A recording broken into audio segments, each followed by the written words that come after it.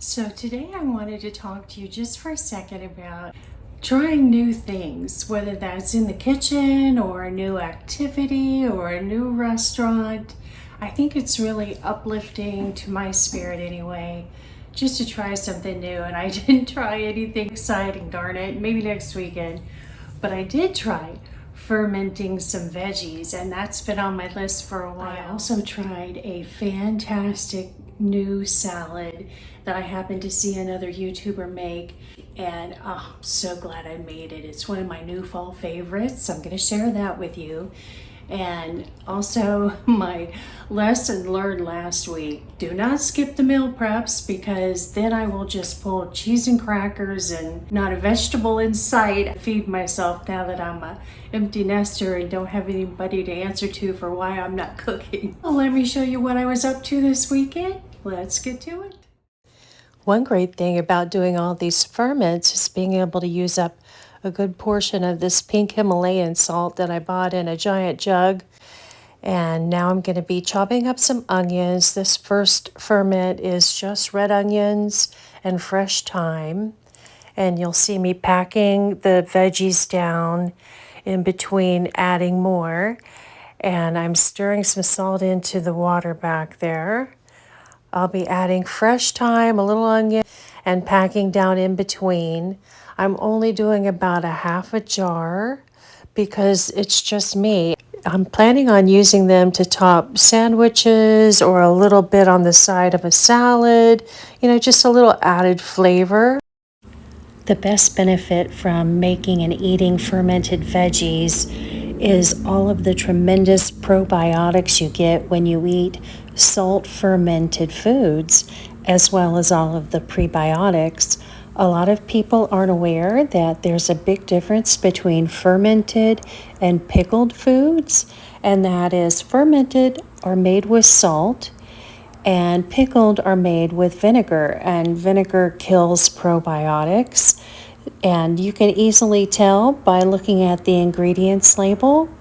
And also, probiotic food needs to be refrigerated. Now I'm starting in on the sauerkraut, apple, and jalapeno ferment. And I'm really curious to try this one when it's ready. The red onions will only have to sit on the counter about 5 days, but this cabbage will take about 10 days. Now I'm going to gut these jalapenos because you all know I'm spice whip, so I don't want any of the seeds in there. While I'm peeling the apple, then I'm going to chop the apple up. And these are those clearance apples I got from Nelson's, and I had to cut around quite a bit of bruised spots, but the apple itself was really nice and firm.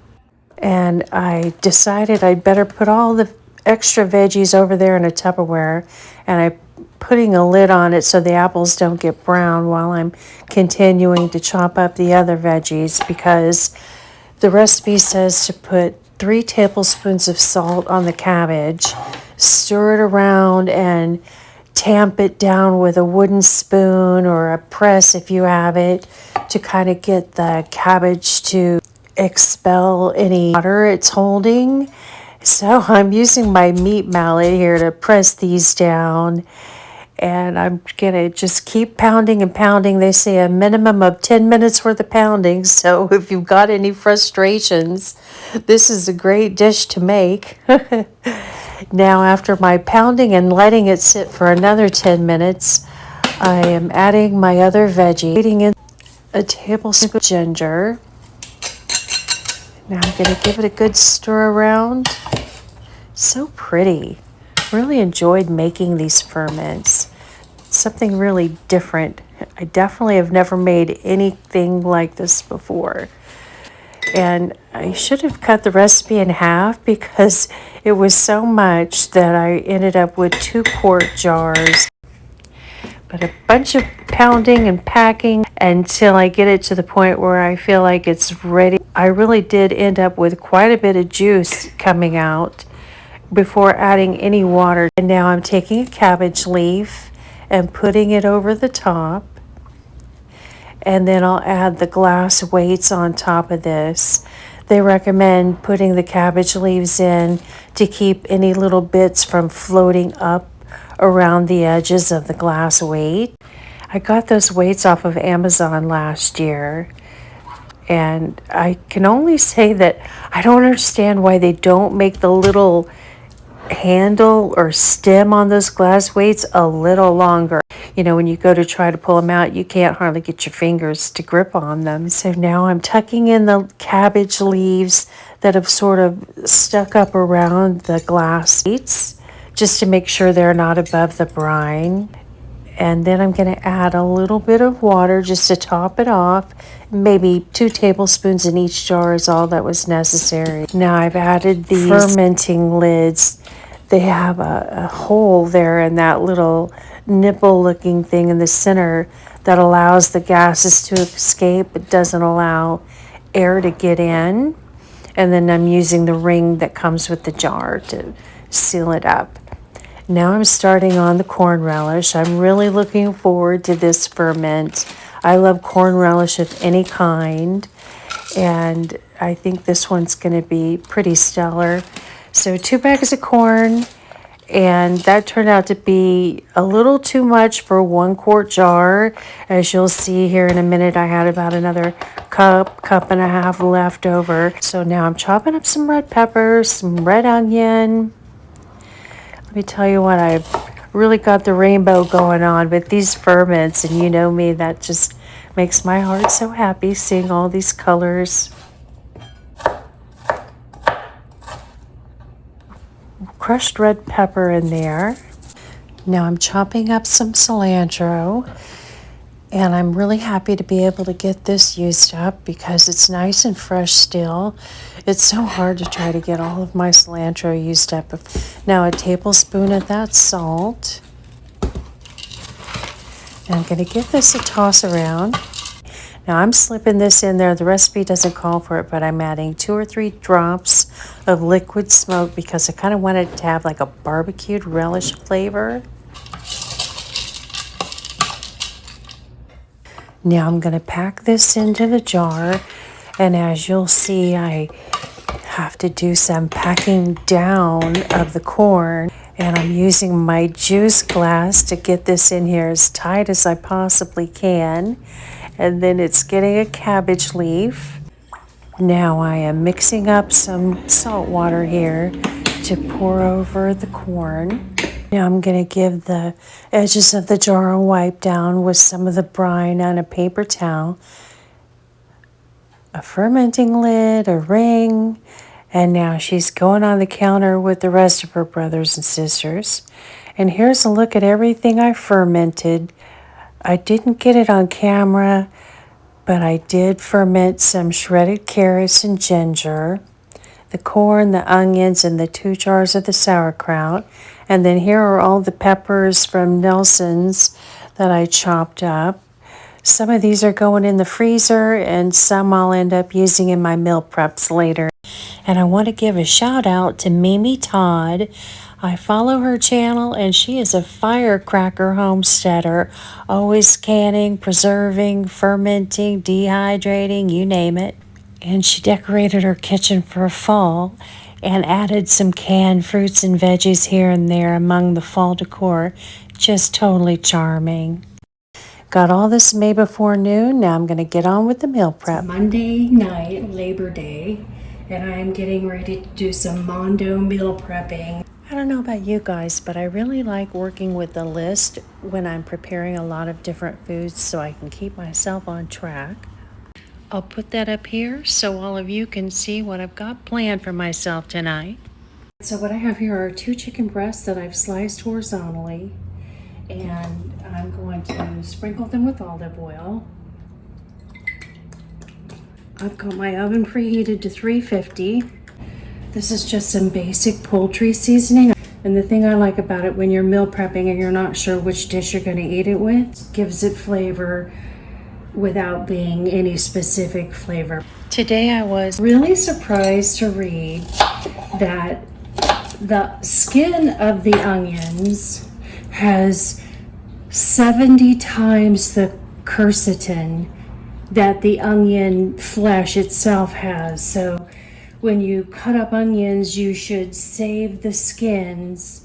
And I'm gonna consider that to mean, you know, the outer really thin bit of onion too. Planning on boiling these in some water because it said it will fuse the water with all that quercetin and then just drink it or add it to soups, etc. So I'm probably gonna freeze it. This onion is going in with my cauliflower. These are those clearance veggies that I got at Nelson's. Little salt. Normally I would throw rosemary in here because I love rosemary with cauliflower, but I'm not going to do that because several of these other dishes are going to be pretty herb heavy. I put some garlic in there and that's going to be that. Garlic. Now I'm going to give this a stir around, then I'm going to throw it on a sheet pan and it's going to go in the oven with the chicken and the salmon, and then I'll be back to talk about all these other dishes we're going to prep. I'm a list maker, you guys. So, chicken, salmon, I have my roasted cayenne peppers. That's all in the oven now. 1 salad, 2 salad, and a lentil bacon cassoulet. Kale salad is going to have some of this quinoa that I made in mondo quantity the other meal prep session. Corn relish that I prepped for the ferment this morning. A can of black beans. Some mango, if it's still good, that I got from the neighbor that I chopped up last week. A cilantro lime dressing just because, you know, it's the tail end of summer. And then the other salad I just saw on a YouTube channel. I'll put it up here on the screen for you, and of course I'll link the recipe down below. But it's Brussels sprouts, apples, and pecans. And from my mondo meal prep last, 2 weekends ago, I have about 7 Brussels sprouts in there. You slice them thin, and I'm going to chop up 1 apple. The pecans, it's going to be maybe, you know, like a 2-serving salad. The lentil bacon cassoulet, it's one of those that it's a great side. It's great on its own, topped with chicken, and it holds up really well in the fridge for days, so I love it. The bacon is definitely what makes this one sing, in my opinion. I don't have to do anything to those except throw them in the pan. I think that'll be enough zucchini between the peppers, the onion, the zucchini, the lentils, and the bacon. Back to the zucchini cassoulet. That's 1 heaping tablespoon of garlic. I've turned my burner off. My veggies are sauteed well enough. Now I'm just gonna let this garlic saute here for a minute just to bring out the flavor while I add the lentils. Those are still pretty frozen, guys, so I'm just gonna let that all sit there and let those lentils kind of thaw out.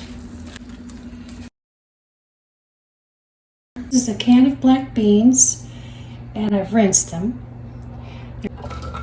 I'm going to use about a cup of this quinoa. The rest is going back in the freezer. Peppers I chopped up this morning. The corn relish. Okay guys, I'm chopping up my freshly crisped up kale. This is one of those salads that you could eat it hot or cold. I am whipping up some cilantro lime dressing. I'm not using a recipe per se here. Also, what I have in here is about a 1/2 cup of good quality extra virgin olive oil, about 2 tablespoons of white wine vinegar, some black pepper and salt. Now I'm going to put about a tablespoon of honey in there. I'm going to squeeze the juice of a lime in there. And now I'm going to zest about a teaspoon of lime in there because I just think that makes it so much punchier. I'm going to keep this one pretty simple today. Honey mustard for the flavor, but this acts as an emulsifier. Just about a 1/2 teaspoon. With the quinoa and the kale, I don't want this dressing to be too thick because that quinoa is really going to soak up the dressing. All right. How pretty that is. That is going to be so good.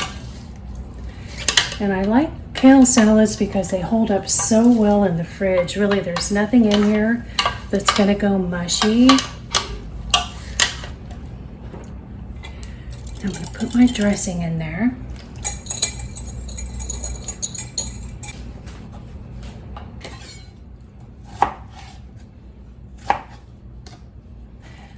2 salads worth there.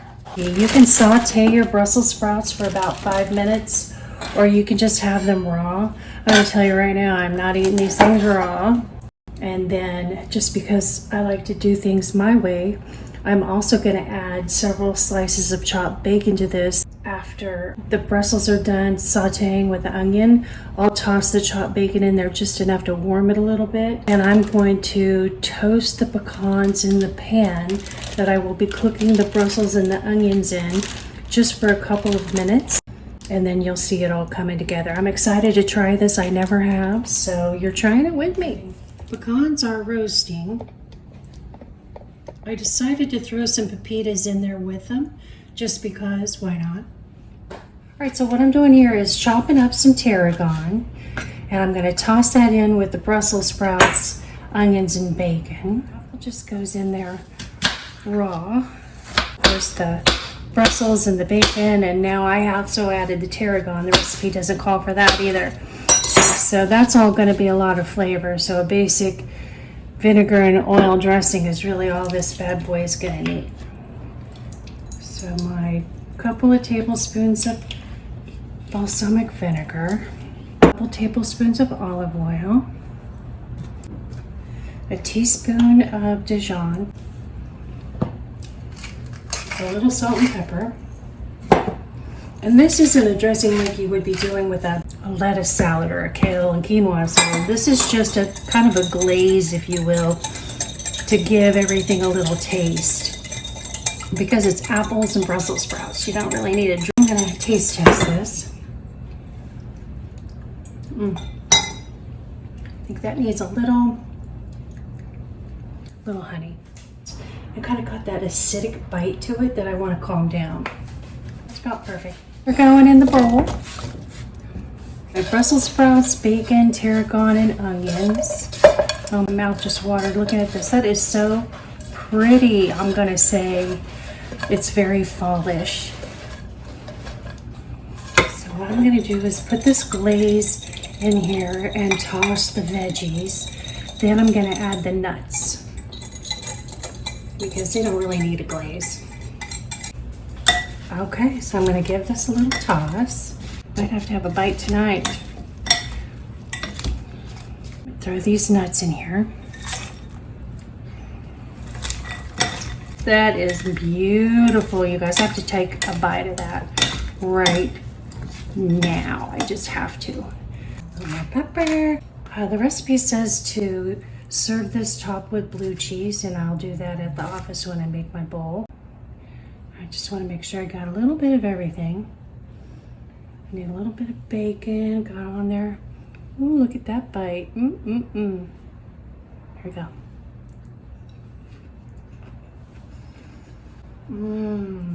Oh, you guys, yum, yum. If you like Brussels sprouts, of course. This is delicious. I've got to say, it tastes like fall in a bowl. Something about apples and Brussels sprouts and pecans, it all just seems very fallish to me. And just the right amount of flavor from that balsamic and olive oil glaze. And I will say, I think the bacon and the tarragon really kicked it up a notch. Not that it would be bad without those if you're a vegetarian or you don't prefer tarragon, but if you're into either of those, I highly recommend. So that concludes my marathon meal prep, and I'm going to get things dished up and I'll show you the overview minus the shrimp and the peach crisp. Okay, so it's time to be done in the kitchen. Just to go over what I have here. Pretend like you can see a plate of shrimp scampi there, which I will make tomorrow night. So there's the baked chicken with the poultry seasoning, salt and pepper, very basic. My roasted cayenne peppers. My zucchini cassoulet. My little 1 serving of salmon.